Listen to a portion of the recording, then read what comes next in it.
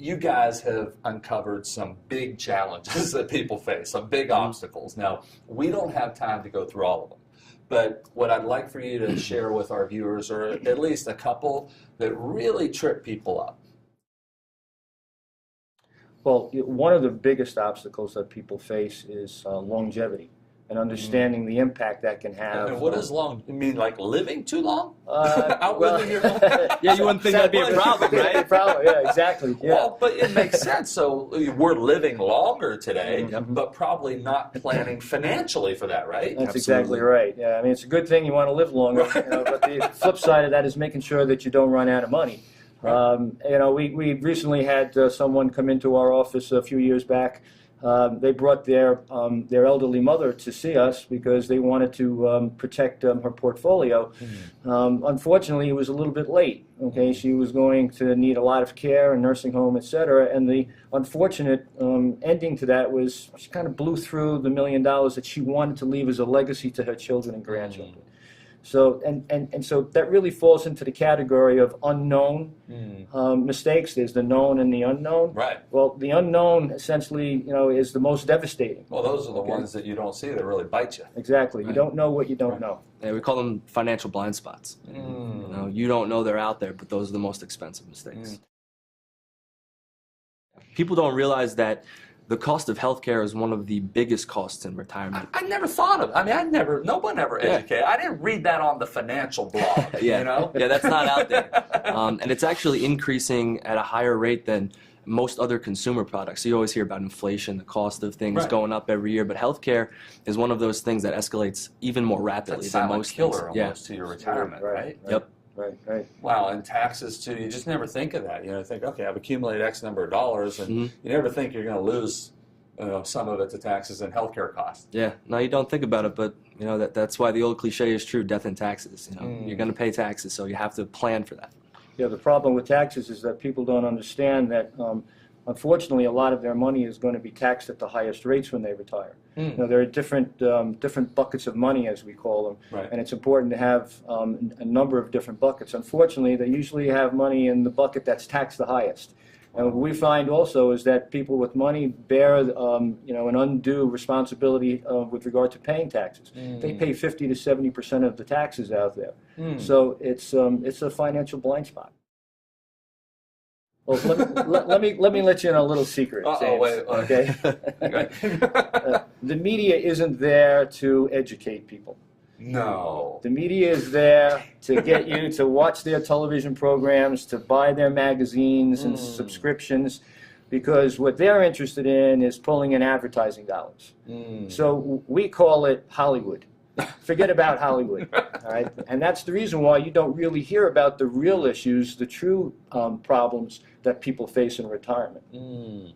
I never see this stuff on blogs. What the other thing that drives me nuts about like the internet, right, is that anybody can put up a blog. Right. You don't have to be, credentialized like the two of you. I could go start writing a blog, and unfortunately, what's on the internet is always true. Yeah. Right? Isn't that the case? So we're getting bad advice. Right.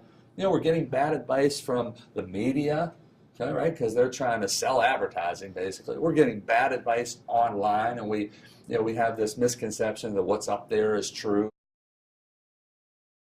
So what do you say when someone says, I don't need to hire a professional? Well, you know what? They don't have to hire a professional, but let me ask you a question.